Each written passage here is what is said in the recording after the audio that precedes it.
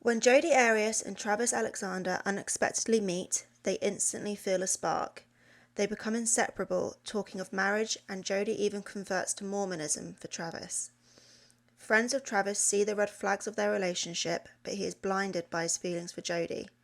But as time goes on, things start to unravel and they fall apart. Suddenly, Travis is found dead in his shower amongst a gruesome crime scene, and his friends immediately point the finger at Jodi. But could this beautiful, slim woman really attack in such a vicious way, or was it an intruder? Keep listening to hear all the details on this crazy, shocking case where not everything is as it seems. Or is it?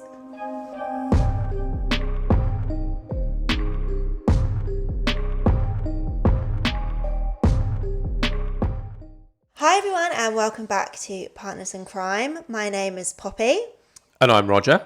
And as always, we have another true crime case for you today that I've researched and Roger knows nothing about. Nothing about. Today is an infamous case. Okay, infamous. Very well known, Right. I would say. So it will be surprising if I don't know it.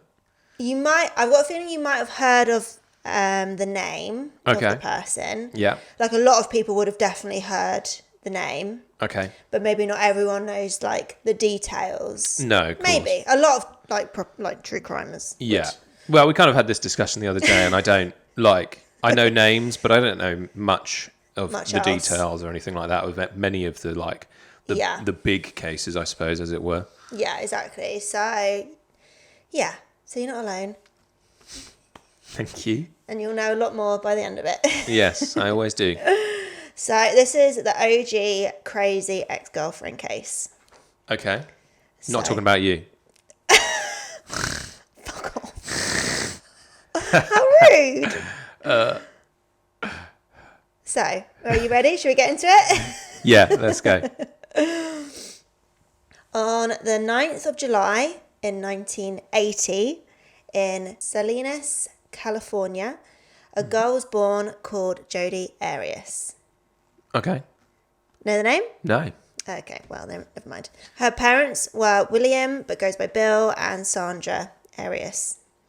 Jodi was their first child together. They went on to have 3 more children after Jodi, 2 boys and another girl, and Bill had a child from a previous marriage. Bill owned several restaurants over the years, whilst Sandra worked as a secretary at one point and also helped out in the restaurants. They weren't a very wealthy family by any means. However, Jodi did go to private school, but only for 3 years. And then she went to public. Okay. That's a little bit of disposable income, though, isn't it? Yeah, I think he had more restaurants at one point, and then it kind of dwindled down, and then he didn't have any towards the end. Challenging industry. Yeah. Her childhood was described as mostly positive. As a family, they went camping a lot, and they went to all the theme parks in California, which I don't know how many there is, but there's a few. Probably a few, yeah. She had a lot of friends that she played with constantly, and so pretty normal. However, behind closed doors, there was some physical abuse going on, mostly from Bill. From the age of 7, Bill would hit Jodi by striking her with his belt, whilst her mother would hit her with a wooden spoon. Never causing a lot of physical damage, you know, but obviously this affected Jodi emotionally and mentally, as it would. Yeah, of course. Yeah, obviously absolutely. back then, but you'd get a what do they call it? Like a spanking and stuff like that.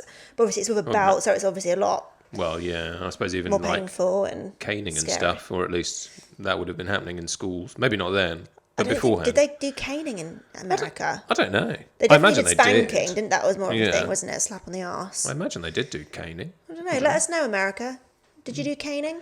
Well, probably not in the 80s though. I think it was probably Is that more like 60s? Yeah, well, I think like our parents might have been in that kind of period. I think your dad has said he's been caned. Yeah, I think so. Anyway. Christ. As she grew older, like most teenagers, she started acting out towards her parents, having huge arguments with her mum, Sandra, a lot, and her relationship with her father was just completely fractured due to the hitting. Understandable. Yeah.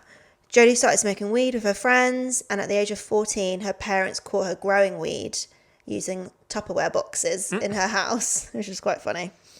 And instead of kind of going down the normal route of kind of like grounding or like, you know, anything like that. They actually called the police on their daughter. Jodi wasn't arrested or anything like that. Probably at most, like an officer like had a word with Jodi to try and like prevent it from happening again. She was only 14. Yeah, right.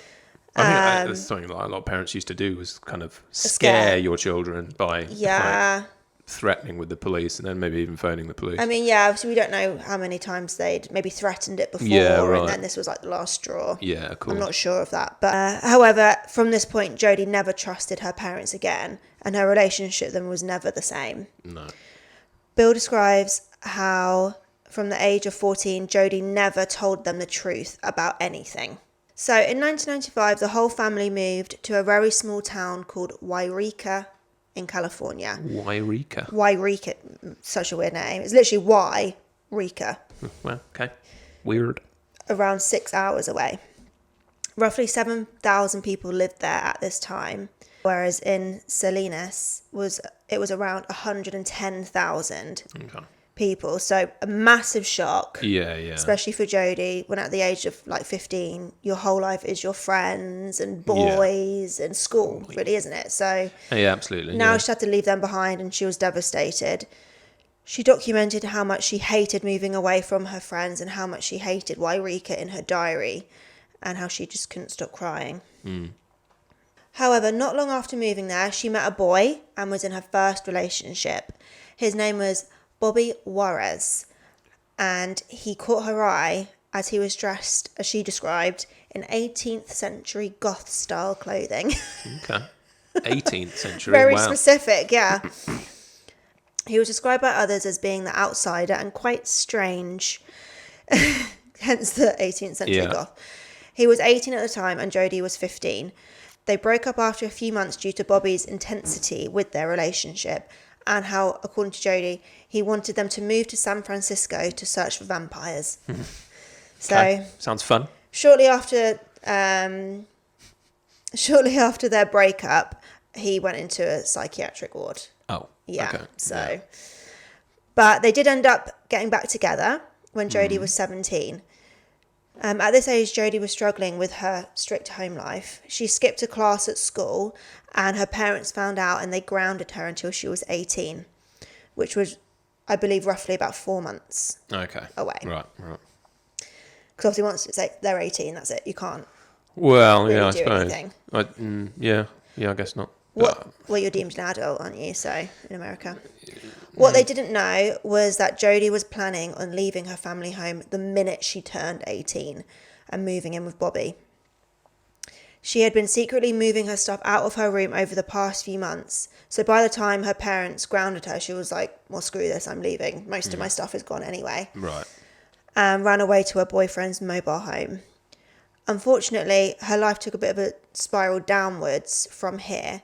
She wasn't doing well in school. She was getting mostly like D's and F's in her classes, and she had to get a job to support her new life outside of the family home.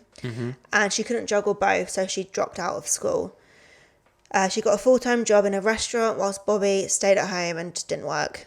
I suppose that's the 18th century part for you.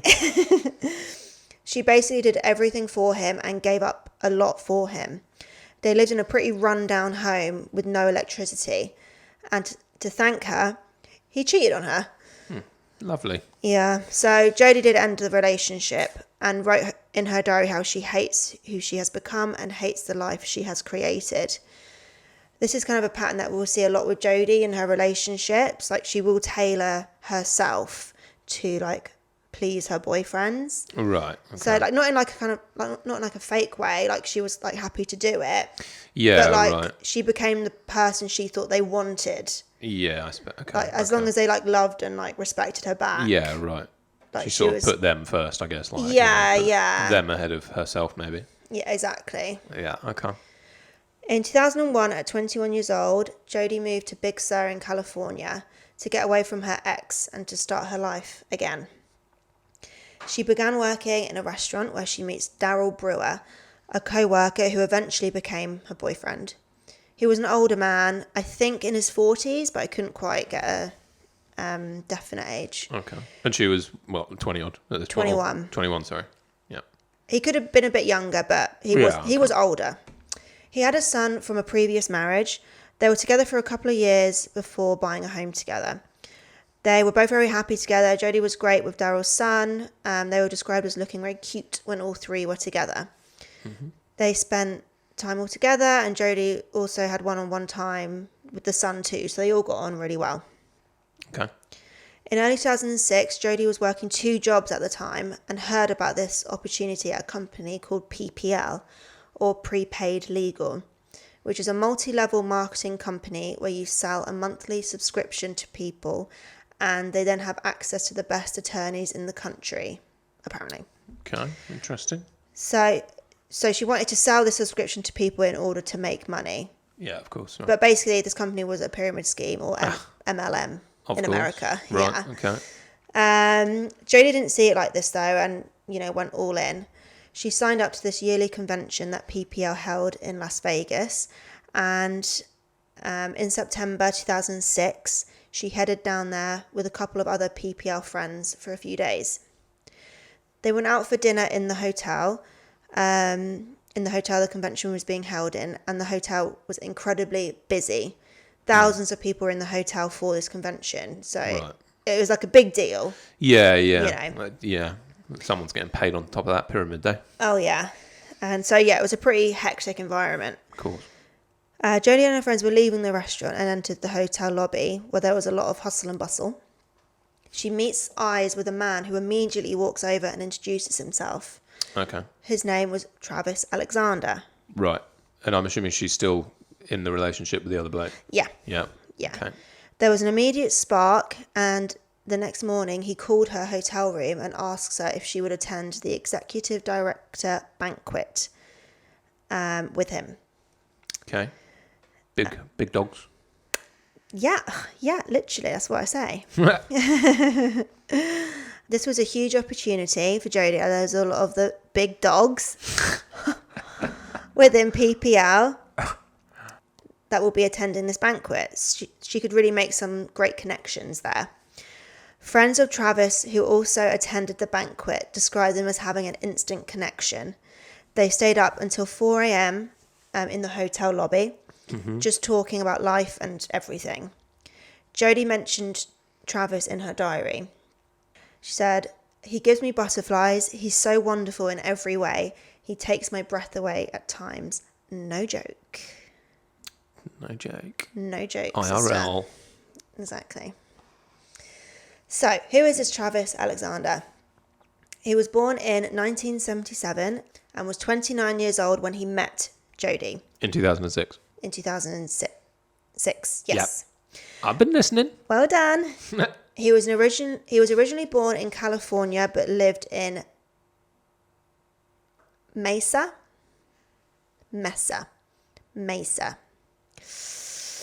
Cool. One of the two. Mesa or Mesa in Arizona as an adult. He had a troubled upbringing with both parents being addicted to drugs. He remembers having to fend for himself. Travis wrote in a blog post, "When you sleep for 4 days with a house full of kids, there isn't any food cooked. We would eat what was there, but before long, what was edible would be eaten or rot. And then what was rotten would be eaten too." Ew. Yeah, so it's just very sad. Yeah. Yeah, because his parents did sleep for days on end when they were taking drugs. So yeah, right. they had to fend for themselves, which is so sad. Yeah, well, yeah, absolutely. Yeah. But luckily, his grandparents took him in and raised him and his siblings. He was a member of the Church of Jesus Christ of Latter-day Saints. Okay. AKA, he was a Mormon. Exactly. He did stand-up comedy on the side and had an alter ego called Eddie Snell. There is actually a video of a performance online that he did, and it's a bit cringe, but you can watch it if you want. But his main job and income was from working as a senior associate and motivational speaker for PPL, and was very good at it too. He was highly successful there and made a good amount of money from the company.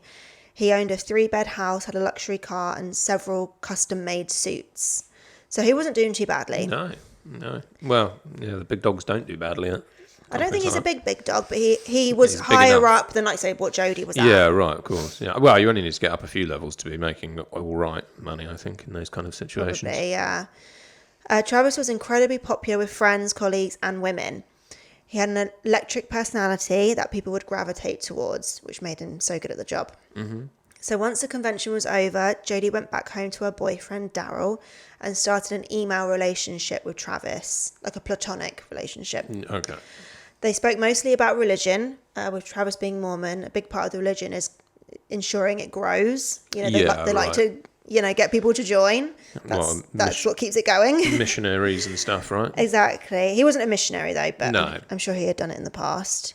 So he gave her the Book of Mormon to read, and they would like read it together.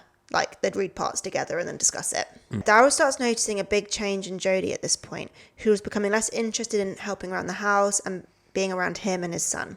And on the 26th of November 2006, 2 months after they met, Travis baptized Jodi himself into the Mormon religion. Right, okay. Very quick turnaround. Does that involve a dip? A dip. She got dipped. She got dipped. Yeah, she got dipped. Well, I don't know if it's a dunk, actually. I think it's full. I think it's full dunk. Full immersion. Yeah. Submersion. Once she was baptized, that's when Daryl was told that they could no longer have sex because they weren't married, and that is huge within the religion. Yeah. They also shouldn't be living together either, because that they're is not married. Yeah, okay. They're not married. So after a few months, Jodi and Daryl's relationship came to an end. Okay. Once Jodi ended her relationship with Daryl, and she had become a Mormon, her and Travis became a lot closer. But they lived over 700 miles away from each other, which is about 12 hours of driving. Yeah. And emailing back and forth wasn't enough. So luckily, a couple of Travis's friends, Sky and Chris, lived kind of in the middle between them. I couldn't get a specific area, but that's how they described it themselves. And so Travis and Jodi would both meet up at their friend's house and stay in separate bedrooms, but would spend weeks there together. Right, okay. Probably weren't always in separate bedrooms. No, but Chris and Sky, they were both Mormon as well. Right. So they were all there making sure the Mormon business was being followed. Yeah. Well, that's a big part of Mormon culture as well, is checking on people. Oh, right. Making sure that they're still abiding by it. Yeah. Yeah. I don't know that much about it, really. You know quite a bit more. I only know more because I've listened to some podcasts and stuff. Yeah. There's other cases about Mormons and stuff. Most that I know is from watching the musical. That was fun. That was good. Travis admitted to his friends he was smitten with Jodi, that maybe she could be the one and could see himself having children with her, but wanted to get to know her fully first before diving in. They travelled to lots of places together. Jodi had a passion for photography, so would take a lot of photos of them together. She wrote in her diary, "I guess the reason I felt so in love with Travis is because he has so much potential. I fell in love with the wonderful person he is and becoming in this process." They became an exclusive couple in February 2007, and very quickly after this, they started having sex. But they're not married. But only oral and anal sex. Oh. Yes. Getting around the vag. Yeah. So it is forbidden in the Mormon religion to have the vaginal sex. Yeah. But apparently, according to them, oral and anal sex didn't count. Okay. That was how they figured felt it out. about it. Yeah. Is that? I mean, maybe that's it's a route around the issue. Apparently, they took inspiration from Bill Clinton. Okay. Yeah. Is he a Mormon? Views on it. No, well, I don't know about his religion, but it's it's because when he got a blowy from can't remember what her name was, his secretary or whoever she was, and he said he didn't think it was sex because it was just a blowy. That's where they got it from. Yeah, apparently in the Mormon religion, Depends how like strict it all is as well. Yeah, you right. know, Well, the people some around people you. wouldn't necessarily. You wouldn't leave like a man and a woman alone in a room together. No. That's If they that's weren't married. It. If they weren't married, that's it. You know, they don't even have to be talking to each other. Like they just can't even be it would sat just like be- at two ends of the room. it would be just inappropriate. Yeah, right. Okay. So but it does vary so much, so you can't say really. But I do believe this would have been considered like sinful behaviour. Yeah, just maybe not so bad. Okay. Any Mormons? Tell us the truth. Yeah, tell us. Travis wrote in an email to Sky, I went from intrigued by her to interested in her to caring about her deeply to realising how lucky I would be to have her as part of my life forever. She is amazing. It is not hard to see that whoever scores Jodi, whether it be me or someone else, is going to win the wife lotto. So, big talk. The wife lotto. But as the weeks went on, Travis's friends noticed how infatuated and in love Jodi was with Travis, but that he had taken a step back and wasn't properly committing himself to her. But he thought he was winning the lotto. I know, what's holding him back? 1 week before it... Well, and by committing, they meant through marriage. They would overhear Jodi sobbing to Travis about this, and they would speak with him about how he needs to either commit or end his relationship because of how badly upset Jodi was. Right. Just to clarify, talking about marriage and that level of commitment weeks after getting together is obviously quick. But I have heard that can be quite common within the Mormon community. And a lot of couples get married pretty young too, like early 20s. Snatch them up. So it wasn't necessarily crazy that talks of marriage were being discussed within the relationship because you can't even live together unless you're married. So if you want your relationship to progress, you basically have to get married. Yeah, right. Do you know what I mean? So a friend of Travis's described how in the Mormon culture, once you hit 31, you're kind of cast aside. He said, it's almost like you get moved from the toy box to the broken toy box. If you're not married and like getting on with things. Yeah. Right. Exactly. And in blog posts that Travis would write, he spoke of the pressure he felt to start a family of his own and the loneliness he felt without having one. But still something was holding him back from committing to Jodi. As the months went on, Sky and Chris noticed some odd behaviours from Jodi. She wouldn't leave Travis alone.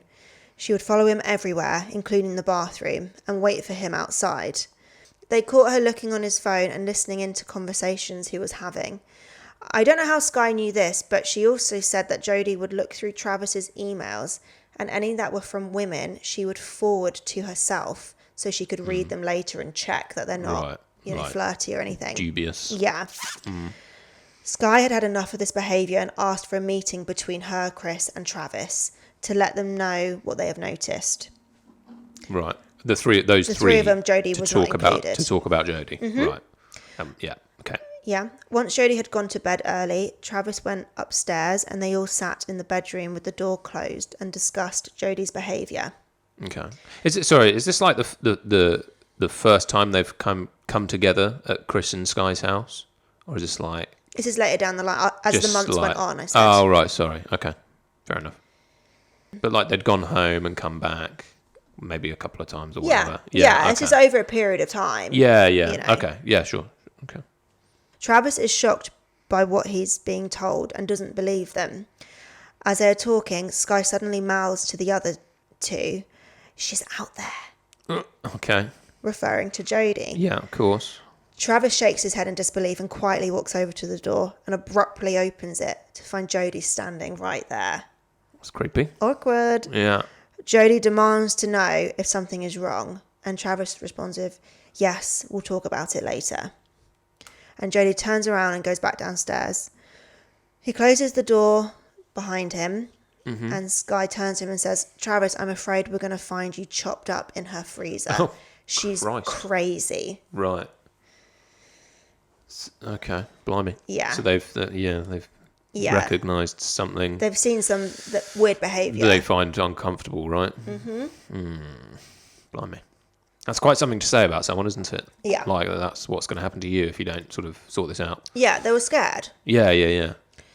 And on the 29th of June 2007, 4 months into their relationship, Jodi was looking through Travis's phone, as we know, she does this often. Yeah.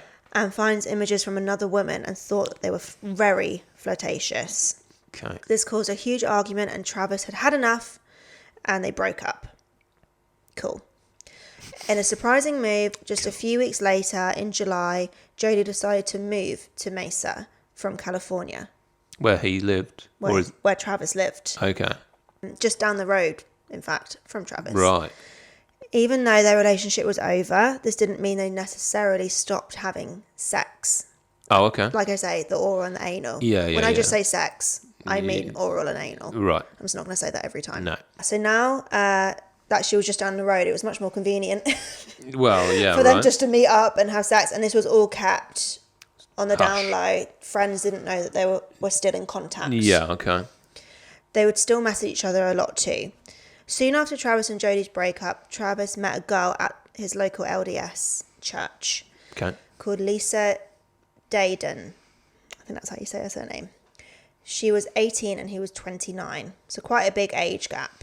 Yeah. But they hit it off and started dating in July 2007. However, an on-again, off-again situation would keep occurring due to the fact that Travis kept cheating on Lisa with Jodi.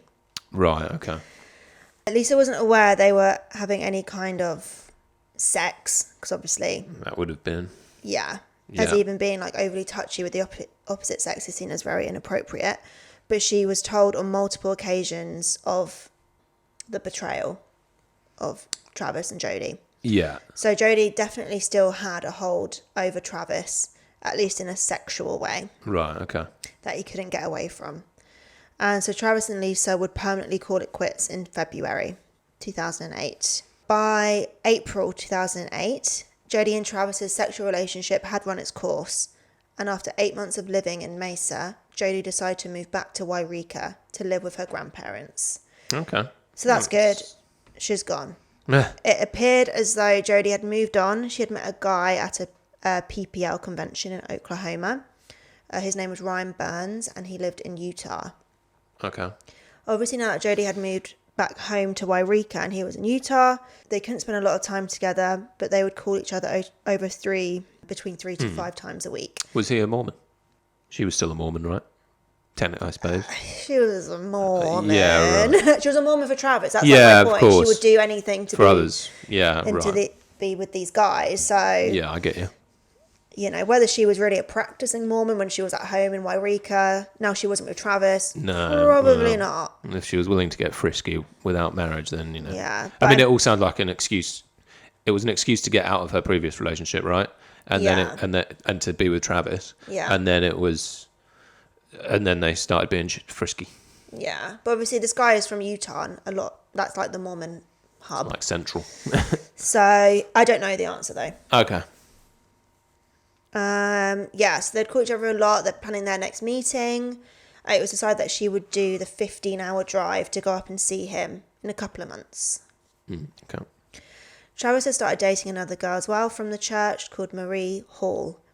They had been going to a few church single events. That's what the Mormons hold a lot to get them all married up as quick as possible. And he asked her out and she said yes. But after a few dates, she had realised that they were better as friends, as there was no spark for her. They continued talking most days, but just as friends, and they became pretty good friends as well. You know, it wasn't just like just a little hi here and there. They did actually talk quite often. Yeah. So much so that in May 2008, Travis asked if she wanted to go on a PPL work trip with him to Cancun, Mexico. Hell yeah, all paid for. Yeah. Really Sunny. Nice resort. Hell yeah. Just as friends, but to get to know each other better, is what he said. Marie was unsure of this due to their recent kind of breakup situation and just wanting to be friends. You know, could this give him mixed signals? Blah, blah, blah. But he assured her they would be staying with other people, not just them, because obviously Mormon. Yep. And so she agreed. That made her feel better. The trip was next month on June 10th. So yeah, lovely. Yeah, sounds nice. I'd love that. Sunny weather. So it was now the 9th of June, the day before the Cancun trip. Yeah. And Marie had been trying to get hold of Travis. She wanted to know what to pack and discuss the trip that they were about to go on, obviously. Of course, yeah. She realised she hadn't actually heard from him in a few days, which was a little unusual. So she went over to Travis's place and knocked loudly on the door. Travis's dog Napoleon was there, but there was no answer at the door. Marie starts to feel a little concerned. She calls her friend to come help her out, but she was busy, so Marie went home to wait for her friend. Around 10 p.m, Marie returns with her friend and her friend's boyfriend. They banged on the door, but still no answer. They decided to enter the house through the garage, but they didn't know the code for the garage door. So they called a mutual friend to get the code, and they entered. They were in. Immediately, they noticed that Travis's car was in the garage. So why the hell isn't he answering the door? Yeah. Unless he, could have popped out for a walk or something. I don't know, maybe. They go upstairs and they start to smell something foul and assume it was the dog that had made a mess. Okay. They get to Travis's room and the door is locked. A kind of lock where you can lock it from the inside when you're leaving. So you close the door and it locks. That makes sense. But you need the key to get back in the room. Okay. So you don't need to lock the door when you're leaving. It's a latch. It's a latch. Okay, that's not how it was described to me, okay? Like our door. You close the door when you're leaving and it's locked, but you need a key to get back into it. Well, it's a latched door. Yeah. Not everyone might... People might not know what a latched door is. They might not have that in America. That's what it's called in England. Well, right. They might call it something else. Yeah, they might call it something else. Oh, just trying to explain a latched door to people. Luckily, Travis actually rented his 2 spare rooms out. Remember, he's in a 3-bed house. Yeah. So he had roommates, and one of the roommates was home. He just apparently never answers the door. Okay. But they managed to grab the key from him, and they went up to Travis's room along with the roommate. The roommate and the boyfriend go into Travis's room. Marie looks through the crack of the door, and there is blood everywhere. Blimey. Okay. That's scary. Yeah. Right. The boys come running out saying Travis is in there, he's in the shower, and he's dead. What boys? The roommates? The roommate and the boyfriend. Oh, sorry. They've gone in there and seen and... Oh, fuck. Right. Okay. Yeah. Yeah. Marie calls the police. The police arrived quickly and they confirmed there was a lot of blood everywhere in every part of the room. Jesus. So just to explain Travis's bedroom layout quickly, we'll add photos to help as it is a little complicated to explain. There is a double door to enter his bedroom, 2 doors. Mm-hmm. Okay. When you enter the room, you're immediately looking at the bed and the sleeping space. Okay. Okay. Which obviously makes sense.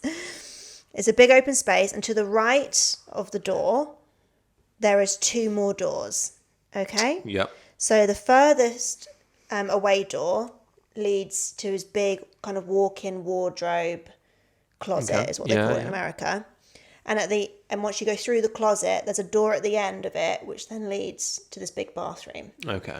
Okay, and then the door to the right, that's the closest to the entrance door, It's the bathroom door. leads to a hallway. You open it, there's a thin, narrow hallway. Okay. Which then also leads to the bathroom. Right, okay. So there's 2 ways to get in and out of the bathroom. Yeah. Okay? Yeah. Yeah, like I said, the bathroom is a large space. There's a big sink area, shower, and a separate bath. The rooms are all connected with multiple entrances and exits, like I said. And when police enter the bedroom, they immediately notice a huge pool of blood at the entrance to the narrow hallway. Okay. As they continue into the bathroom, they see Travis naked in the shower in the late stages of decomposition. Another thing noted that without moving him, there wasn't any blood on him. There was no obvious signs of how he died. Yeah, right. But obviously there was so much blood everywhere else, but there was nothing on him. Right, instantly to say. Yeah, he was with that much blood, you think he would be whatever. covered in it. Yeah, right. So, really weird. Because again, there's blood everywhere. It's all in the bathroom. It's all over the sink. There's splatters all up the walls, on the ceiling, the floor. It's everywhere. In all the rooms as well. Fucking hell. Yeah. Okay. So, Officers noticed drag marks on the floor, so it became obvious that the scene had been manipulated in some way. Right. There were signs he had been killed elsewhere and not in the shower. They noticed how there was a lot of water around the rooms, diluting areas where there was blood. The large pool of blood area was also mixed with a lot of water, which detectives thought was strange. There wasn't any obvious murder weapons found within the room. Travis's bedding was missing from his bed. It had been completely stripped, and it wasn't found within the room space. Okay. And lastly, some hair and a bloody palm print was found on the wall in the hallway area. One officer decided to look downstairs for any evidence. He looked in the kitchen, and he looked in the washing area, the tumble dryer, washing machine. Okay. And he discovered something very strange. He found the sheets, Travis's sheets, in the washing machine. There was also some clothes in there which looked like they had blood on them. Okay. Along with a camera, like a DSLR camera. In the washing machine? In the washing machine. And the washing machine had been on. The sheets were wet. Right. So the camera had been through the wash. Yeah. As well. He opened it up. And who'd like to take photos, eh? Anyway, sorry, carry on. There was an SD card still inside the camera. Yeah. But it had gone through the wash, so hopefully there wasn't too much damage. Yeah, right. On it, but you'd expect it to be fucked. Knackered, yeah. Yeah. Dr. Kevin Horn, the Maricopa County medical examiner, took a closer look at Travis's body and determined he had gone through an incredibly violent attack. He had been stabbed 27 times, shot with a .25 caliber gun in his right brow. Oof. The bullet was found lodged in his left cheek. So downward kind of angle. Yeah. Also, yeah, okay. You'd think. Oh, that way. Sorry. More diagonal that way. Yeah. You'd think she might be standing above him or something. Whoever it was. And his throat was slashed from ear to ear. Right. Jesus. It was determined that Travis was killed in 3 different ways. Yeah. He was stabbed to the heart, which didn't kill him immediately and wasn't rapidly fatal. Travis was found with defensive wounds, so once stabbed, he had tried to grab the knife by the blade, which led him to have a huge gash on his hand. Yeah, okay. Which, that's horrible. Horrible thought. He had been stabbed 27 times all over his body, which is when he went to the sink. That's why there was so much blood all over the sink. Mm-hmm. He moved over to the doorway leading to his bedroom, which is when his throat was slashed, which is why there's so much blood there, which was rapidly fatal, and he almost immediately would have lost consciousness. Right, okay. God. I mean... Yeah. You wouldn't want to be... Yeah. I've no words, really. I know. It's horrendous. I know. He was then dragged back into the bathroom, where he was shot in the temple with the .25 caliber gun. Right. They found the casing, but not the gun. The official cause of death was excessive blood loss from Travis's body, and he had multiple self-defense wounds, like I said earlier. Yeah. It was also revealed how Travis's body had been washed down of all DNA evidence. So once he was placed back in the shower, he was hosed down with water, which is why when detectives found him, they didn't see any blood. So the cause of death was uncertain. It was only once the body was moved, they saw a pool of blood under his body. Right. That couldn't get washed away, obviously. Yeah, of course, yeah. Once news of Travis's death was starting to leak out in the local area, friends of Travis's turned up at the crime scene, Travis's home. You'd be a bit concerned that if he's got 2 room or housemates or whatever, it's like, I don't know, it's just like a bit weird that... Did they not hear anything or know anything? Yeah, exactly, yeah. I mean, they would have known that Jodi was coming round or whatever every now and again. They were aware of it. You know, I'm assuming this is going to be, you know, don't want to spoil it. I assume it's going to be her that's done this, but... you don't know. I don't know, that's true. But it's just, I find it a bit odd that the roommates didn't notice him not being there for like 2 or 3 days or whatever. And well, they were roommates, but they were very much like leading separate lives. They weren't like buddies. No, they didn't spend time together. No, sure. It wasn't like a I'm popping out, mate type vibe. And like he was traveling a lot with work, and so like it wasn't weird that they hadn't necessarily heard from him for a few days. They said they could smell something a little bit. Yeah. But it's only when you really got to Travis's room you could smell it. Right. Okay. So, and like they never really went up no, there. well, no, why would you in a way? So, yeah, I also thought that was a bit weird. Yeah. But I don't actually really go into it that much. But yeah, they were looked into, and yeah, sure. it was all I guess fine. Yeah. But yeah, so once friends of Travis's start turning up at his house, they immediately told the officers, "You need to look into this girl, Jodi Arias." Detective Flores was leading the investigation. He received a message that a woman had tried to get hold of him and to call her back. It was Jodi Arias. He calls her back on the 10th of June, and Jodi explained how she knew Travis really well and offered to help in any way she could. Obviously. She assured Flores that she didn't know anything about what happened to him, but she spoke to him on Tuesday night around 9 p.m. And that's the day before it happened. They spoke about her going on a road trip to Utah to see her new boyfriend. Yeah. Travis asked if she was going to drop by to see him, and she said no. No. She hadn't seen Travis since April 2008. Okay? Yeah. On the 13th of June, Jodi created a photo gallery on MySpace, remember that? Of her and Travis, and wrote, "In loving memory of Travis." And a bunch of pictures of them together. Okay. And then on the 17th of June, Jodi went to the Mesa police headquarters and was voluntarily fingerprinted. She also gave investigators a sample of her saliva for DNA testing. So she was being very accommodating, very helpful. Cooperative. Yes. You wouldn't think someone doing that's done the crime, would you? Necessarily. And on the 19th of June, she writes a MySpace post. Jodi Arias, Mrs. Travis, see you soon, my friend, but not soon enough. Okay. Bit weird. After a few weeks of examining evidence, there was a breakthrough. Detectives had managed to recover some images from the SD card they found in Travis's washing machine. Just to clarify, it was confirmed to be Travis's camera. A receipt was found within the home. And police weren't sure if they could get anything from the SD due to the water damage, but they managed to extract information using an end case program that showed some images on the camera were deleted. 3 sets of images were recovered, and they were all time and date stamped.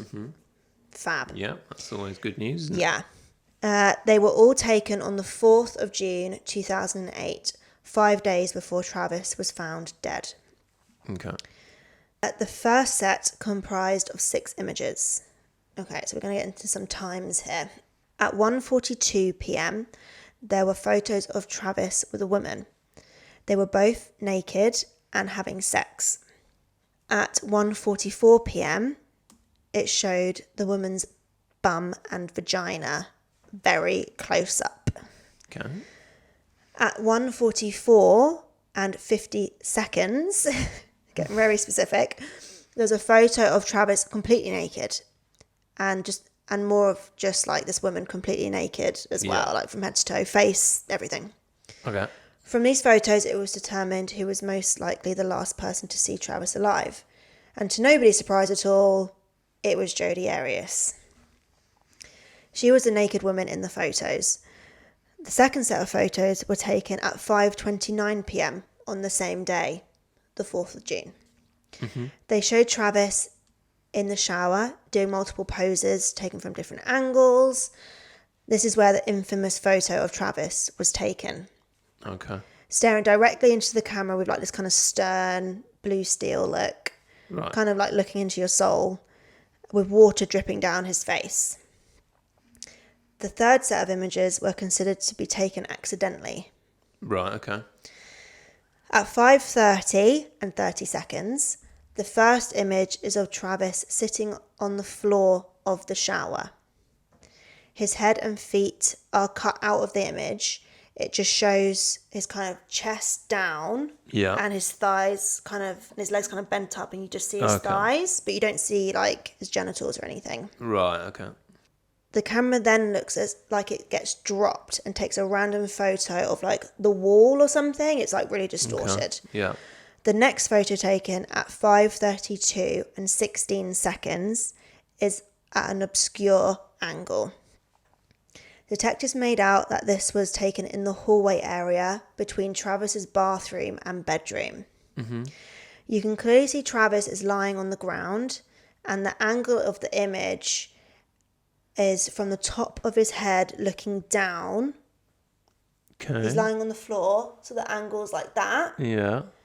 And it's quite a dark image, but you can make out the top of his shoulder, the back of his neck, and the back of his head. Okay, yeah, okay. We'll put photos up for this. I'll show you in a sec. And there is blood pouring down his neck. And the last photo was of the skirting in the hallway. And in the top left corner of the image is Travis's back, as if he's kind of... It's a bit odd. It's as if he's kind of sat up, like half sitting up. Yeah. Or mid-falling to the ground. Okay, right. You just see the curve of his back. Okay. And it is covered in blood. Somehow, Travis's murder has been captured on this camera. He was alive at 5:29 p.m. in the shower posing. Then just 3 minutes later, you see him covered in blood. What happened in those 3 minutes to invoke such a horrific attack? And who did this? That's the question. Well, yeah, okay. I feel like we know. Some would say it's obvious. Yeah. Some would say that. A naked woman that was taking photos of 5 minutes ago. Well, it was hours before. Hours before. Yeah. They were taking photos at 1:40 p.m. Right. Whilst they were... And these happened 4 hours later. Right. Well, I guess they had a 4-hour jiggy session and then that happened. So on June the 26th, more evidence results came back. Investigators were notified that the handprint belongs to Travis and Jodi Arias. Their DNA was combined. Oh, right. Okay. The hair also belonged to Jodi too. So Jodi was definitely there when Travis was killed. You would assume anyway. On the same day, Jodi attended Travis's memorial service. Detectives knew they had enough information, and so on the 15th of July, they arrested Jodi in California and detained her in Siskiyou County Jail. Sorry, I don't know how to say it. On suspicion of first-degree murder. She was later extradited to Arizona, where Travis lived, and the murder took place. Yeah. She was assigned a public defender and entered a not guilty plea. So a trial was due to happen. Mm-hmm. Even with all that evidence, but whatever. Some people are like mental. When news broke, the story absolutely blew up. How could this gorgeous young woman possibly be accused of such a violent murder? She gained so much attention from reporters, everyone wanted to speak with her and get her side of the story. The Arizona Republic, a local news channel, interviewed Jodi. She denied killing Travis, but refused to discuss how she could refute the DNA and photographic evidence that police claimed linked her to the crime. She said, "God knows I'm innocent. I know I'm innocent. I had nothing to do with this murder. I would never hurt him. He was my friend." Okay. Yeah, and that was national news. Everyone saw it. Yeah. Everyone was like gripped by this case. That sounds like something a murderer might say. Well, but also sounds like something a murderer that someone who didn't do a murder would say. I suppose it's just about how convincing it is. Mm-hmm. Jodi had her first police interview with Detective Flores on the 15th of July when she was arrested. He obviously wants to get her timeline of events for the days leading up to the murder and the day of the murder. Jodi explains how she rented a car from Redding, California, to take on a road trip to Utah to see the man she was dating, Ryan Burns.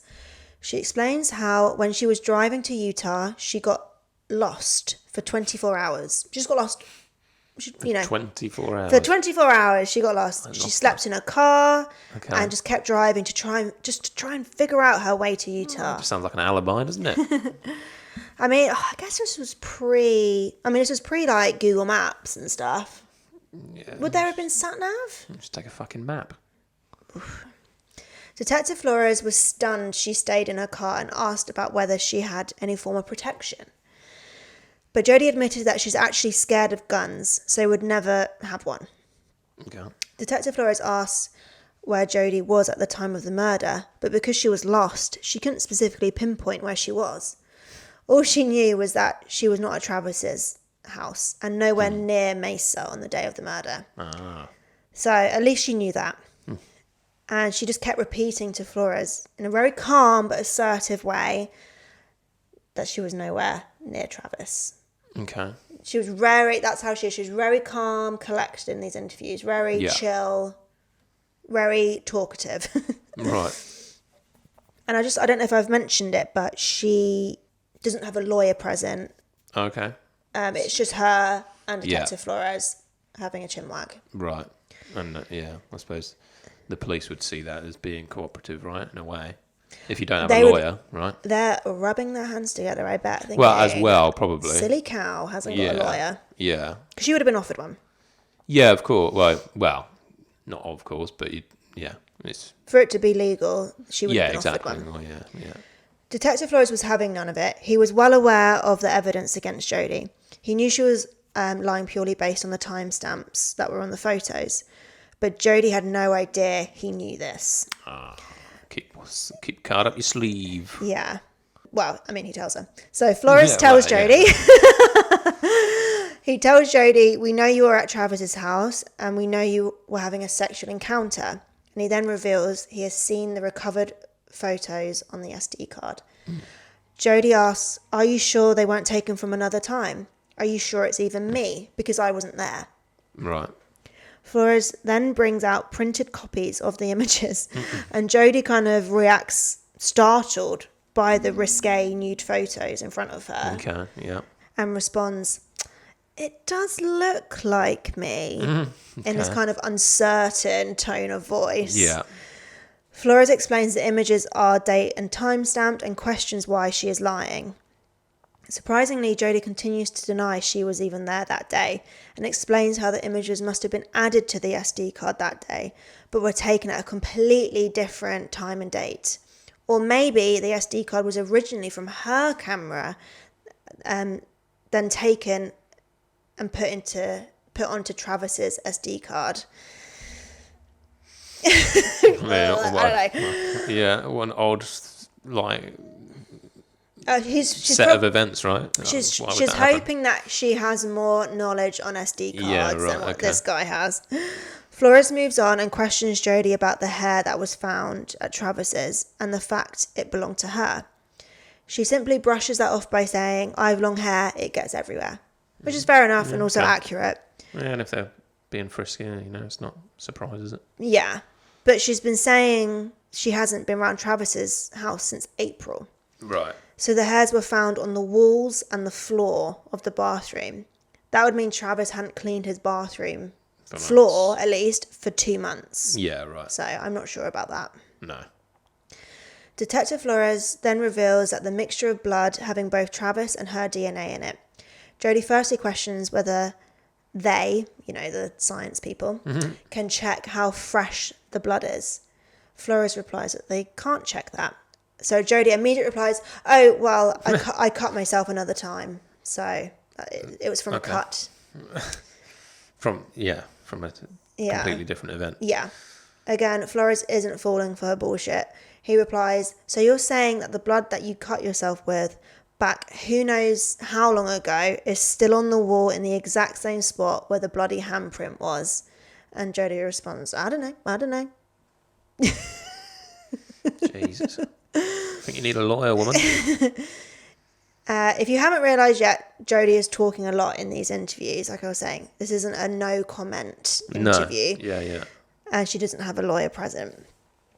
which is very foolish due to the crime that she is being accused of. But she thinks she can talk her way out of this.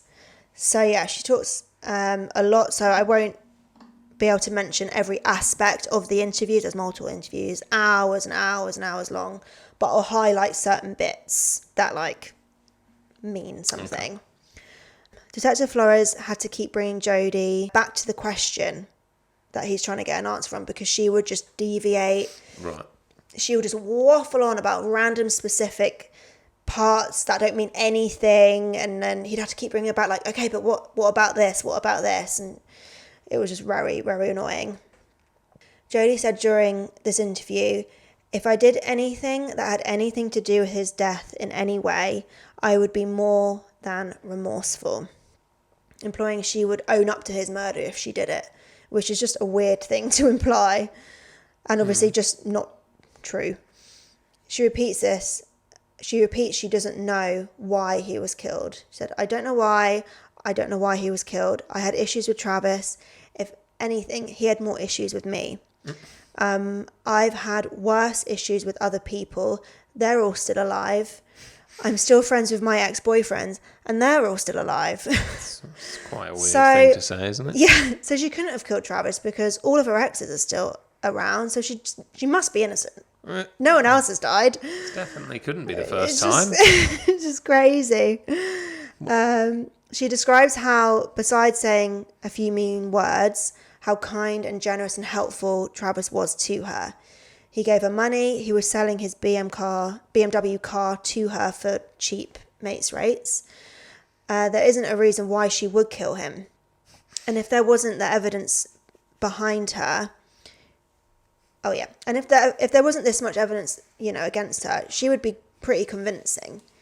And like I was saying, she's very cool, calm, and collected in this interview. She has an answer for everything. She's not showing any emotion when talking about Travis or anything. And she only starts crying when Flores mentions the possibility of her going to prison. I feel like they always start crying when they get told they might go to prison, when right? It's about themselves, yeah. Well, yeah, exactly. When it becomes, when it's like, it's a threat to their future. Yeah, right. That's when literally. They start getting emotional. It's impacting them directly. Yeah, exactly. Flores leaves the room momentarily, and on the CCTV footage in the interview room, Jodi giggles and says, "Goodness." She continues saying, "You should have at least done your makeup first, Jodi. Gosh." As she starts singing a Dido song to herself. Okay. Jodi then gets up from her chair and does a headstand against the wall for 20 seconds. She giggles again and then rifles through the rubbish in the bin. Flores returns and proceeds to charge her with first-degree murder of Travis Alexander, and she is taken to jail. And her bond was set to $2 million. Blimey. Yeah, she ain't going nowhere. Jodi says this. She says this to Flores. "This is a really trivial question, and it's going to reveal how shallow I am. But before they book me, can I clean myself up a little bit?" Okay. Priorities. She wanted to look good for her mugshot. And just to describe her mugshot, if you're only listening to the podcast, she is smiling from ear to ear. Okay. As if like she's just gone to get like a school photo taken or something like that. She later explains why she did pose like that for her mugshot. According to her, it was because she knew it was going to be all over newspapers and the internet. So she wanted to look nice because she knew that that's what Travis would have done. Huh. What he would have done, or what he would have wanted, would have done, or whatever. Apparently. Weird. Eye roll. Like what? How strange. It's narcissism, though, isn't it? Again, it's like she knows that it's going to get plastered over the news, so she wants to look good for it. Yeah, she loves it. Right? Yeah, she loves the attention. A different detective starts a second interview on the 16th of July.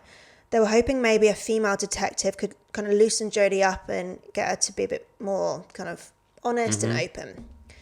Detective Rachel Blaney starts the interview with Jodi and basically guilt trips Jodi into thinking about Travis's family, needing to know the truth of what happened and how important it is for them to find out what truly happened to their son, etc. This seemed to affect Jodi and bring her mood down a bit to make her more emotional. Detective Blaney then leaves and switches back to Detective Flores.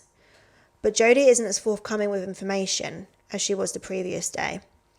When asked about whether Travis knew she was going up to visit him in June, she avoids answering him. When asked if this visit was when the photos were taken, she doesn't answer. But slowly she starts to give more information.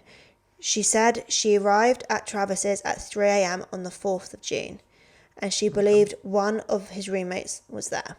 Right. She was asked again about the photos and if they took them that day. She doesn't admit it directly. Instead, she says, we made a video too.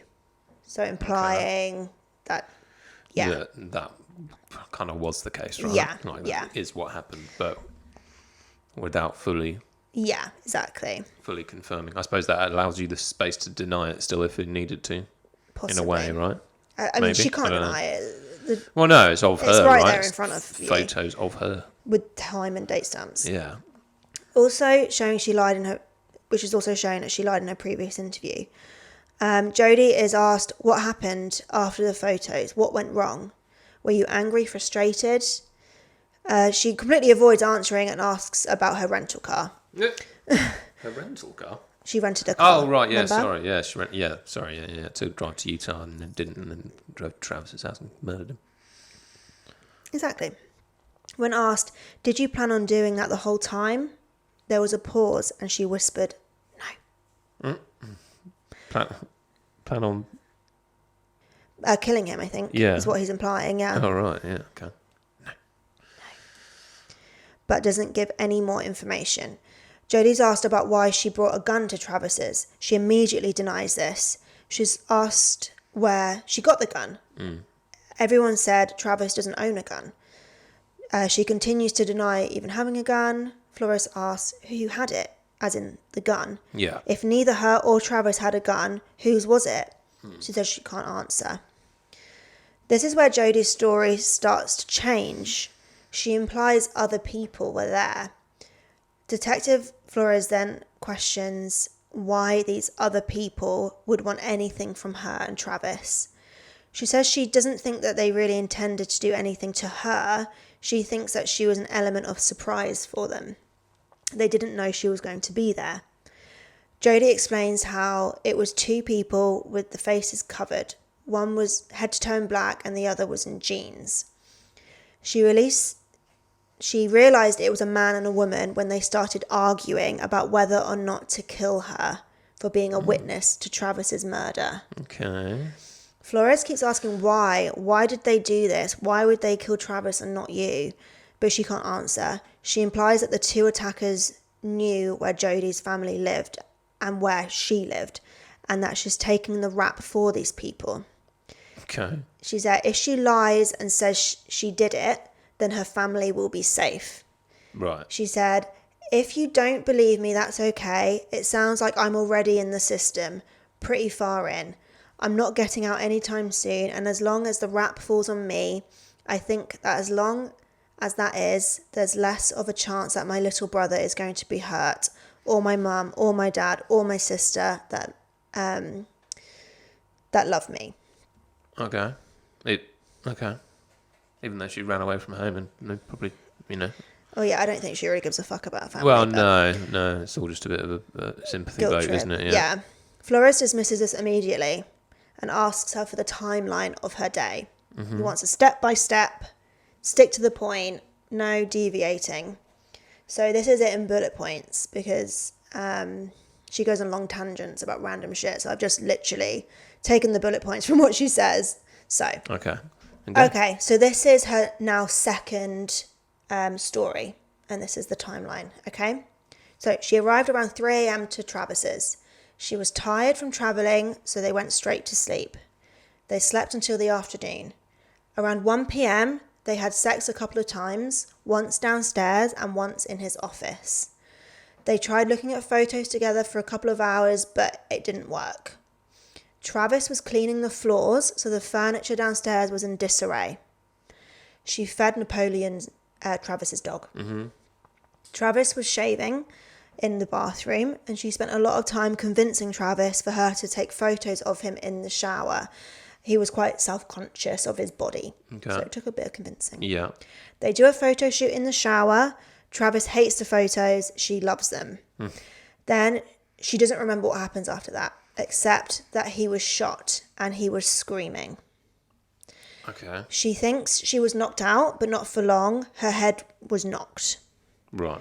Travis is on all fours holding his head. Jodi comes to and goes over to Travis, asking him what's going on. He says, go get help. She turns around. There are 2 people there. 1 guy, 1 girl. 1 in all black, 1 in jeans. The guy spoke in front of her. He said, who is that? I thought he was by himself or alone or something. Okay. And she was like, and the other woman, not Jodi, Yeah. was like, shut up, just finish it. Okay. Travis was screaming the whole time, not like a girl, like he was in pain. Jodi had to specify that. Travis wasn't moving a lot anymore. The girl was in the hallway and the guy was more in the bedroom way. The guy came more into the bathroom towards her, Jodi. She tried to run into the closet and he stopped her by holding the gun towards her head and told the girl to finish it. Even though he had a gun to her head, he could have just finished it. He told her to stay there and not move. The guy left the room. Jodi did have her phone, but it wasn't charged, and Travis's phone was downstairs. She didn't think his roommates were home. Okay? Okay. The girl was over Travis's body. Jodi ran over and pushed her. They fought for a moment. Jodi cut her hand on the knife, hence the blood. Yeah. Travis was bleeding everywhere. Travis was still conscious and talking. Jodi isn't sure who has the gun or if they both have a gun. Okay. Jodi was trying to move Travis, but he couldn't walk. The girl and guy came back and she said they needed to do me too. The guy replied, no, that's not why we're here. The girl came after Jodi and the guy stopped her. She had a knife. The girl and the guy had an argument. It seemed like they knew Travis, but Travis didn't know them. They had masks on. Yeah. Travis says, go to my neighbours. They took money from Jodi's purse. The guy took out her registration card, which I'm assuming has her address on, and threatens her that if she ever says anything that he'll do the same to her family and her that they've done to Travis. He said she can leave, but don't call the police, and that she has one chance. Lucky. So Jodi Arias left the room and went downstairs and left. She got in her car and drove away. Right. So that's... Okay. So yeah. So now there's these intruders. Okay? Right. Which it's plausible, I suppose, but given the evidence so far, it seems very unlikely. It's plausible until they let her go. Yeah, well, yeah, Why right. the hell would they do that? Yeah, I mean, if That they're does already not there happen very rarely. murdering one person, they're probably going to do 2, right? Especially if they're a witness. If it's an organised crime, right? Yeah, absolutely. Detective Flores reveals there is no evidence of any other people being in Travis's room, and there's no motive for anyone to hurt Travis. There was no dodgy secret drug taking, debts. There was nothing like that. Right. Jodi doesn't have an explanation for this. She said she was too scared to call the police because of the threats made on her and her family. Flores can't believe that what he is being told. They seriously spared Jodi's life. Why would they do that? It's almost unheard of due to the obvious fact that it increases the chance that they'll be caught by leaving a witness. Well, yeah. Duh. Exactly. Jodi's parents were interviewed by police. Bill Arias told police how one day Jodi had called him up hysterically crying when she had decided to move to Mesa. She snuck up to Travis's house at night and looked through the windows. She saw him on the sofa with another woman. And she was planning on marrying this guy. Yeah. Is what he said. Is like what her dad said. Yeah. And she was. She was, right? yeah. She was Maybe in not. love with this guy. She was ready to take the next step. But it was at that point it was unrequited, and she knew it. Yeah, they'd broken up for months. Yeah. She's sneaking up to his house. Yeah, right. She's stalking at this point, right? Yeah. Sandra was obviously very upset and confused about why her daughter would do this. what she's being accused of. She said she was acting totally normal, and when her friends called her up to tell her what happened to Travis, she, quote, totally freaked out. How could anybody do that at all? I can't think of how anybody could do that. Well, yeah. A mother always would, right? Yeah. On the 11th of September 2008, Jodi Arias entered a not guilty plea, even with all this evidence stacking up against her. She's off to court. Mm-hmm. Because of how brutal and violent the murder of Travis was, the Maricopa County Attorney's Office filed a notice of intent to seek the death penalty against Jodi. The notice filed in Maricopa County Superior Court accused Jodi of committing first-degree murder in an especially cruel, heinous, or depraved manner. So it was allowed, basically. So, what was allowed? Sorry, the death penalty. Yeah. Blimey. Friends of Travis were being interviewed and all had similar feelings about Jodi. She was possessive, obsessive, and crazy. I don't know how to say this. Clancy? It's very English for Clancy Talbot said, she just had to sit right by him. She didn't appreciate when he was talking to another female. She didn't like the fact that if there was anyone that didn't know that they were together, she wanted to make that clear. Others described how Jodi would be all over him, and because he was Mormon, and keeping the fact that they were having sex a secret, he would push her away. Right. But she would keep trying. Like, she would be trying to get on his lap and stuff, which is very inappropriate. Right. Yeah. For the Mormons. Apparently, Jodi would constantly turn up at his house randomly. She knew the code to the house, so would just let herself in. One time, when she couldn't get in, apparently she crawled through the doggy door to get into Travis's house. Jesus. She's a very, very slim, built woman. Right. So she would have been able to fit through. Fit through a dog door. Yeah. The reason why Travis's roommates never answered the door, because according to them, it was nearly always Jodi. So that's why they didn't answer it when Marie was banging on the door. Half the time, Travis would get angry and tell her to get out of his house. But the other time, he would drag her up to his room and they would have sex.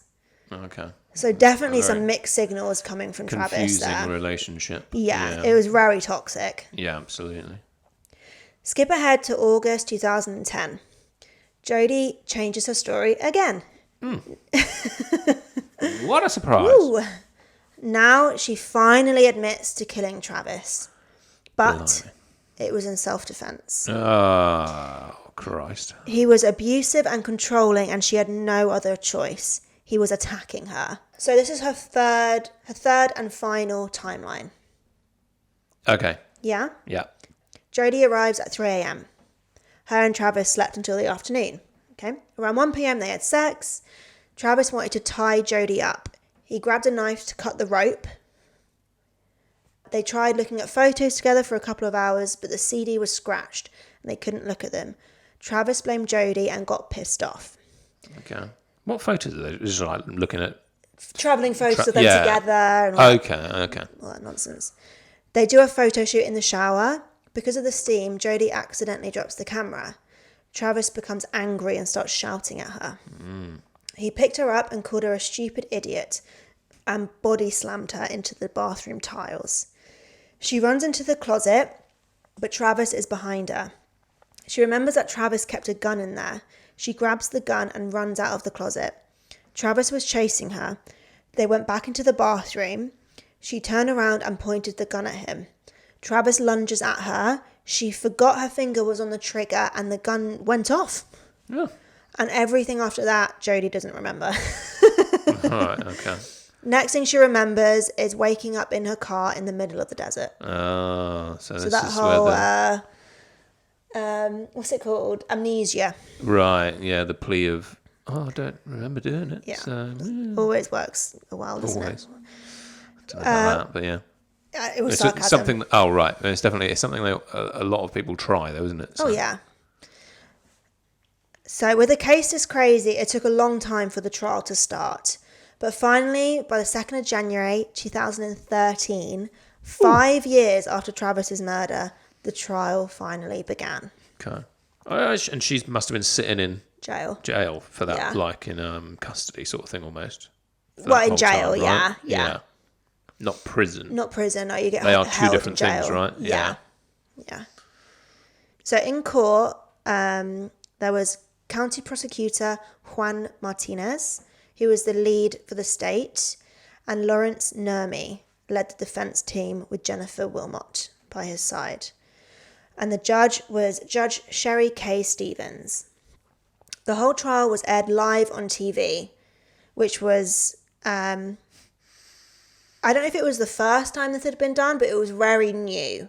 This was a very new thing for it to be live streamed. Oh, right. Okay. Yeah. Right. So obviously they're all recorded and stuff, but this was live streamed. You could watch it as it goes. Yeah. It's crazy. Yeah. We don't have that here. It's mad. That just seems so surreal to me. I know. So this ended up being a 4-month trial.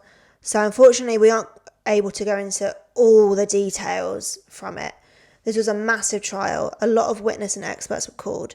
Jodi even stood in the witness box for 18 days, which is unheard of. Blimey, okay.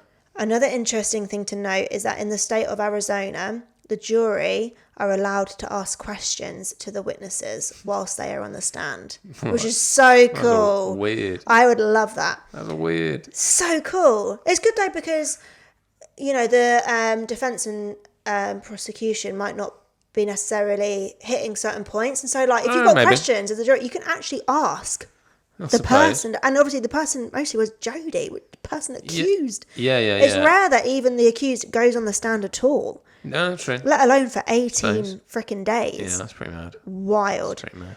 So the witness on the stand will give the evidence for however long they're on the stand for. Like required, yeah. And then at the end of that, when the prosecution and defence are done, the jury then has the opportunity to ask questions. So I'd never heard of this before, but after 15 days of Jodi being on the witness stand, the jury had around 100 questions they wanted to ask.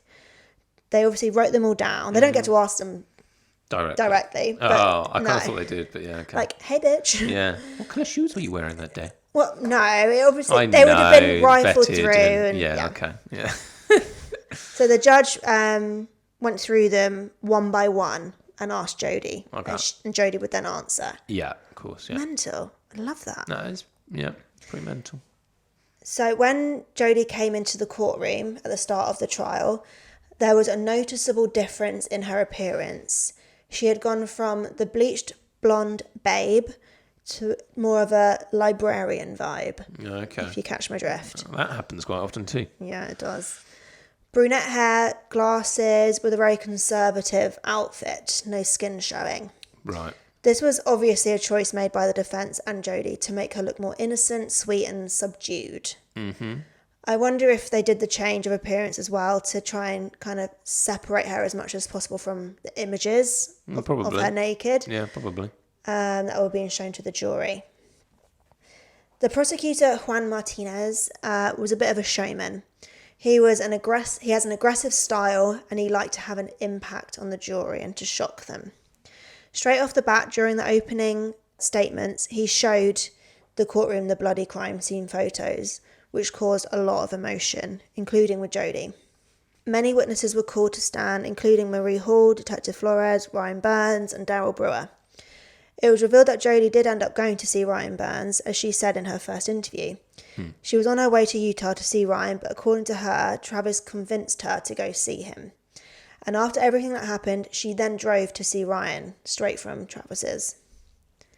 Right, okay, yeah. Yeah? Yeah. So he was one of the first people to see her after Travis's murder. Right. So you'd expect her to be a mess, emotional in shock, have blood all over her. Yeah. Ryan described how when Jodi arrived at his house, the only indications something terrible had happened were the plasters on her fingers and hands. Okay. And her arriving several hours later than expected. Right. She told Ryan she cut her fingers on glass whilst working as a waitress in a bar, and that she had gotten lost on the way. She got lost for 24 hours, remember? Yeah. He testified... That's mad. So mad. I know. I just got lost for 24 hours. That's a long-ass time. I mean, America is big, right? But it is. You'd see a sign, right? You'd ask them for some help. Yeah. He testified, "She was fine. She was laughing about simple little things like any other person. I never once felt like anything was wrong during the day. With the crowd, she was a little awkward in social areas, but one-on-one, she was very talkative and excitable." He also said that she was feisty and stronger than she looks. She was very fit and almost had a six-pack. Okay. On the 6th day of the trial, they focused on the gun that shot Travis in the head, and it was revealed that a .25 caliber gun was reported missing on the 28th of May, 2008, a week before Travis's murder. Mm-hmm. The person that reported the gun missing was in fact Jodi Arias' grandfather. Oh. So it wasn't found in the cupboard. Who she was living with at the time. Yeah. After an investigation at her grandfather's house, nothing else was stolen. There was cash nearby, the gun safe, and only that one gun was taken from the multiple other guns as well. Yeah. Which is highly unusual for a thief to just take a minimal amount of things of value, you know. Absolutely. Her grandfather's gun was never recovered, and neither was the gun that shot Travis. Right. Just a very strange coincidence. Yes. I imagine they can tell what the gun type was, can't they, from the shells and stuff, but yeah. I assume so, yeah. Yeah. From the start of the trial, there was a huge media circus around the case. There had been a long build-up to this day, with it taking years to get to this point. A lot of speculation around Jodi and the murders. Could this beautiful, slim woman really commit such a horrific, brutal murder? But as the days and weeks went on, especially after Jodi went on the witness stand, many people turned on Jodi, as you can imagine.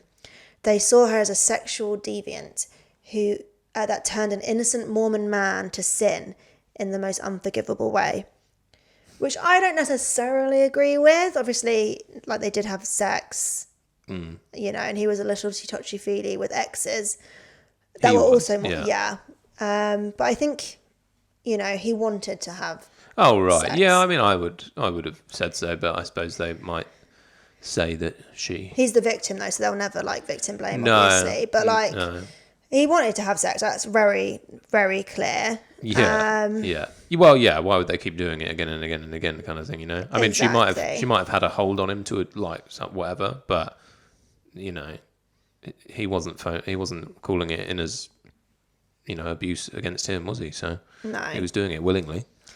But it wasn't just the media. Because the trial was broadcast live, hundreds of people showed up outside the courtroom every day with banners and signs. Prosecutor Juan Martinez was seen as being inappropriate during the trial.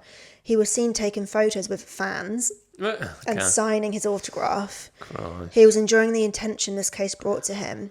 He has now been disbarred for ethical misconduct and harassing several women. But this was years later. But that's what happens. That's what happens when you put people on TV like that. So I know. Trial groupies descended on the courthouse. Say that again. What was those words? Trial groupies. Trial groupies descended on the courthouse to stalk the lawyers and the families of Travis and the defendant. Some witnesses even received death threats, which meant some backed out of going on the witness stand. Right, okay. It was described as reality TV meets the courtroom. There was sex, nudity, you know, an aggressive, dramatic prosecutor. The defendant was on the stand, lies, violence, everything you'd want. The man that runs the car renting place that Jodi rented the car from went on the witness stand. He explains how the car had Kool-Aid-like stains on the seats when it was returned. But unfortunately, he cleaned them before the police came knocking. But I bet that was Travis's blood. Yeah. Well, or hers, I guess. But yeah. Probably both. Probably a bit of both, but yeah. During Jodi's 28 days on the stand, she had to start from the very beginning of her life.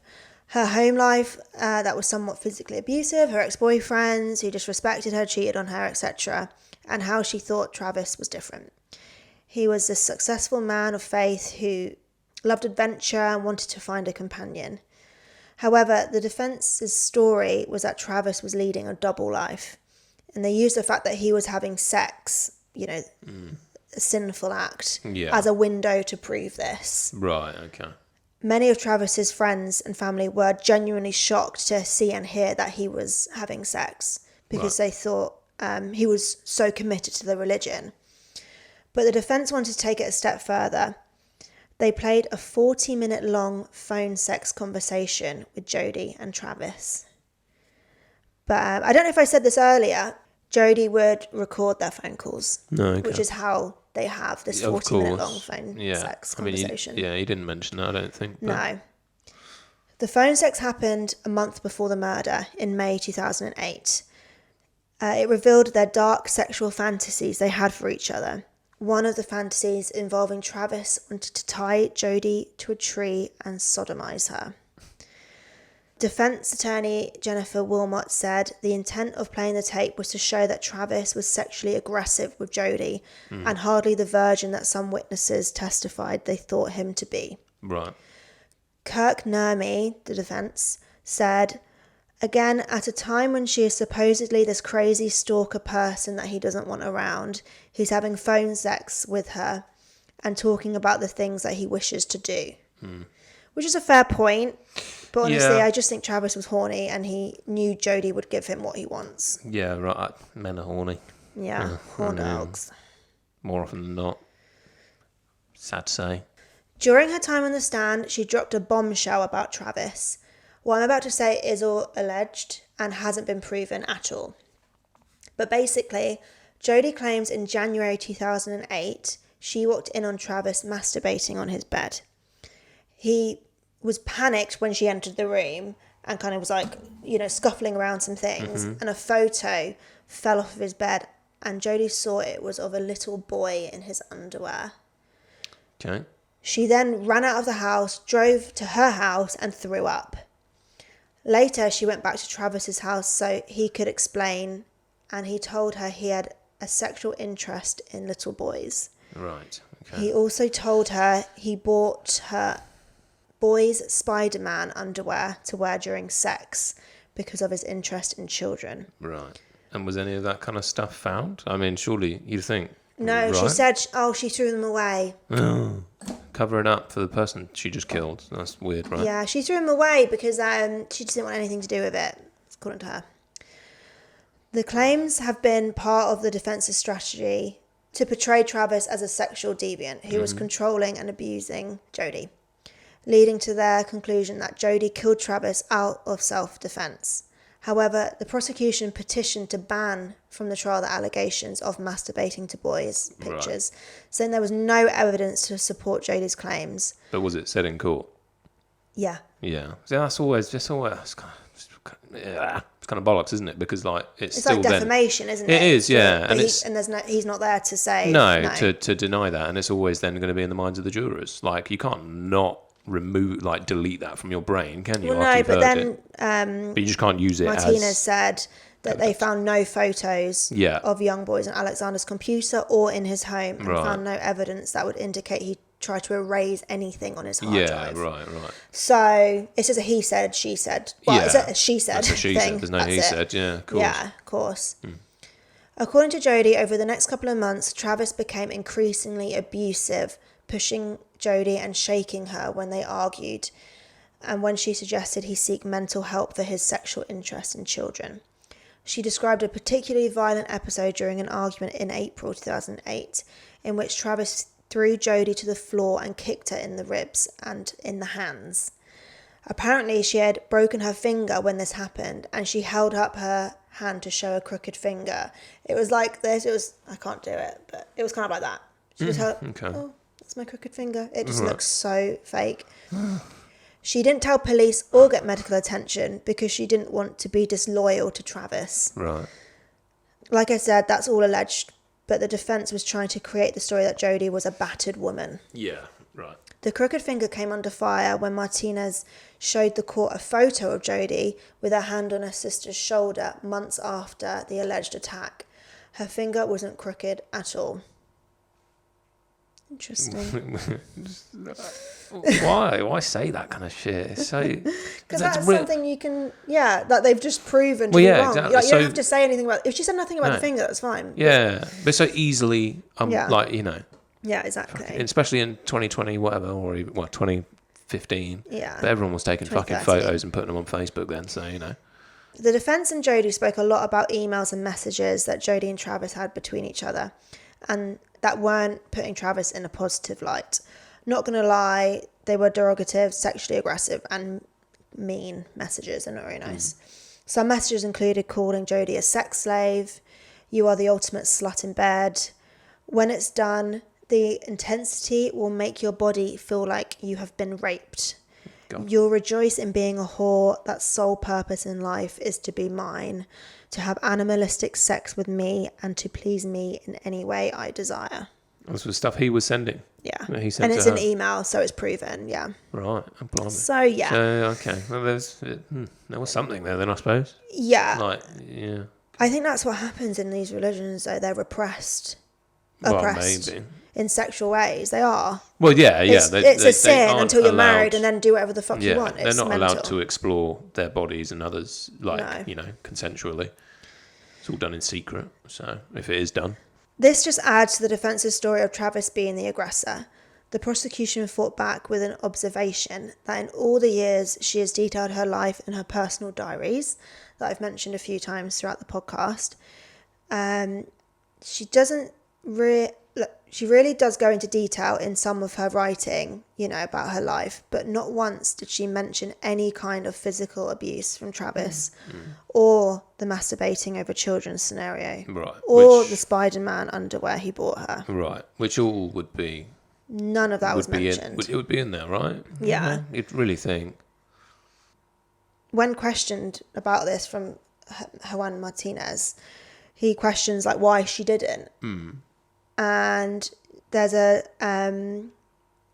she wrote in her diary, even a day or two after the apparent masturbation happened, she wrote in her diary how she hasn't written in it for a while because nothing eventful has been going on. Right. So he questions, was the masturbation not an eventful thing to write in there? Yeah, is that not eventful enough for you to write in there? Well, yeah. I mean, and you'd also think if he was sending emails to her that was so explicit that she'd want to write about that unless it was consensual. Yeah. Right? Yeah. If she was down for that, then, they're both on the same boat, right? Exactly. And she doesn't paint herself as not a sexual deviant either, in a way. No, I mean, right? She loved it. Yeah, so, She even lied in her diary the following weeks after the murder of Travis. On the 10th of June at 12:50 a.m, she writes how someone called Dan Freeman called her about Travis and that something is wrong, but he couldn't tell her what. She doesn't know what's going on and feels helpless. She tried calling Travis, but no answer. And she's going crazy because she's all the way over in California and can't help. Then at 3 a.m. on the 10th, she writes, quote, "This is horrendous, the most awful thing I've ever had to deal with. I'm in total shock right now. It hasn't fully hit me. This can't be real. This just can't be happening." Okay. So this is about Travis's murder and death and her finding out. Yeah. So that's just a couple of entries, but there's a few more. I think it's clear Jodi knew that the police might want to look in her diaries at some point. So she knew she had to think of a plan and record it. Right. But obviously later down the line, she makes up two different stories and ends up admitting to not only seeing him on the day he was murdered, but actually doing the killing herself. So this is another example of how she manipulates and lies, even in her diaries. Right. Yeah, right. For the first 8 days, Jodi was on the stand being questioned by her own defence lawyers, detailing basically every aspect of her life leading up to the murder. But when she started being cross-examined, her memory started to go blank. She began explaining what happened on the day. She stuck to the story of self-defence. She dropped the camera, he became enraged, she ran, he chased her, she grabbed his gun, blah, blah, blah. So she remembers putting the knife in the dishwasher and then disposing of the camera in the desert. So that's new information. However, everything in between that was a blank. She had no memory. She didn't remember stabbing him 27 times, slitting his throat, or dragging him into the shower. Right. Her inability to remember key facts of the killing stood in stark contrast to her previous testimony. She had recalled the exact type of flavoured coffee she ordered at Starbucks in the days leading up to the attack, specific dates of sexual encounters and road trips, and in-depth accounts of stories from 10 years ago when she was a teenager. Yet those few minutes she has no recollection of. The defence found a psychologist, Richard Samuels, to speak with Jodi and said her memory blanks are due to PTSD and dissociative amnesia. And that is totally normal for when something so traumatic to happen, for it to be blocked out. And obviously that's not unheard of. No. It's rare though. It's not, but everyone tries to like go for that defence. Yeah, if they can, sort of thing. Through therapy, those memories can be restored, but I just don't think that is true in this case. No. No. Juan Martinez cross-examined Richard Samuels and questioned the validity of the diagnosis of Jodi due to the fact she lied several times throughout his examination of her. She was telling him the intruder's story when being examined. So how could her diagnosis be accurate? Because she is now admitted to a completely different fucking story. Well, yeah. Well, she remembered that in detail, right? Yeah. So, yeah. But now she suddenly changes her story and can't remember it all. Exactly. So it's and odd. he did the psychologist did kind of admit like, oh, maybe it's, I don't know word for word what he said, but he kind of was like, oh, maybe I'd need to re-examine sort of thing. So, but anyway, there is so much to go in, like there's so much information in this trial and I wish we could discuss everything, but I've tried to pinpoint the main bits to prove that she's a liar. Yeah. But I probably have missed some things that we could have talked about, but we've got to move on, otherwise we'll be here all night. So let's just move on to the verdict. On the 8th of May 2013, the jury announced the verdict. They had to choose whether it was first-degree murder or self-defence. They decided that Jodi was guilty of first-degree murder. Jodi fought back tears as Travis's family members cried and hugged each other. A crowd outside the courthouse erupts in cheers. Minutes later, she's interviewed by a journalist and said she would rather get the death penalty than spend the rest of her days behind bars. Due to the shit show of the media and public during the main trial, Judge Sherry Stevens removed everyone from the courtroom. No families, public or media were allowed in during the death penalty phase.